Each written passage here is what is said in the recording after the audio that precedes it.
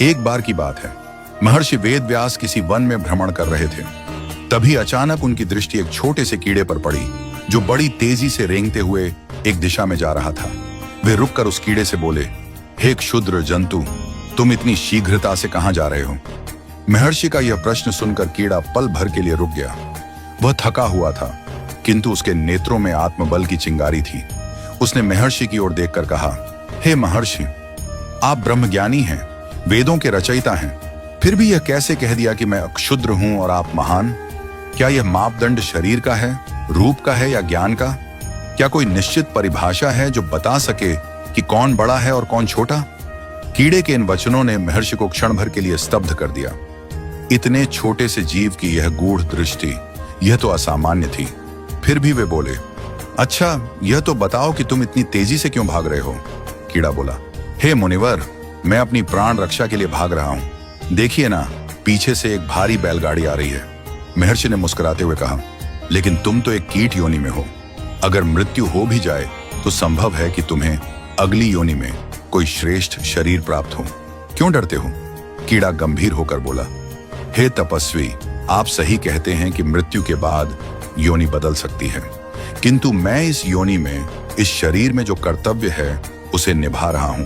मैं कीट हूं और कीट का धर्म है श्रम करना, संघर्ष करना और प्राण रक्षा करना। मैं भाग रहा हूं क्योंकि यह मेरा स्वधर्म है।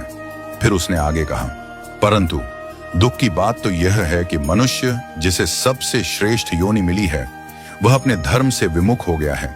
शरीर मनुष्य का, पर आचरण कीड़े से भी गया गुजरा। ना आत्मचिंतन है, ना सेवा का भाव, ना विवेक और ना ही सत्य का अनुसरण। क्या ऐसा प्राणी मुझसे श्रेष्ठ कहलाने योग्य है? मैं सीमित बुद्धि वाला कीट होकर भी जीवन की रक्षा में तत्पर हूं, पर मानव जिसे विवेक, चेतना, धर्म और ज्ञान की पूंजी मिली है, वह माया, लोभ और मोह में डूबा हुआ है।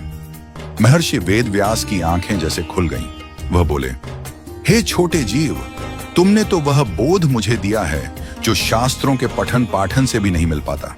सचमुच जीवन का मूल्य आकार, शरीर या जन्म से नहीं होता, आचरण, चेतना और ध्येय से होता है। फिर वे बोले, आओ, मैं तुम्हारी सहायता कर दूं। तुम्हें बैलगाड़ी के रास्ते से दूर ले चलता हूं। तुम्हारा जीवन सुरक्षित रहेगा। परंतु कीड़े ने बड़ी नम्रता से उत्तर दिया, मुनिवर, आपकी करुणा प्रशंसनीय है, परंतु श्रम रहित पराश्रित जीवन विकास के द्वार बंद कर देता है। यदि मैं हर बार संकट से बचने के लिए दूसरों पर निर्भर हो जाऊं, तो मेरा आत्मबल क्षीण हो जाएगा। संघर्ष ही जीवन है। महर्षि वेदव्यास अब नतमस्तक थे। उन्हें समझ में आ गया कि ब्रह्म ज्ञान केवल ग्रंथों में नहीं, बल्कि हर जीव में बसता है।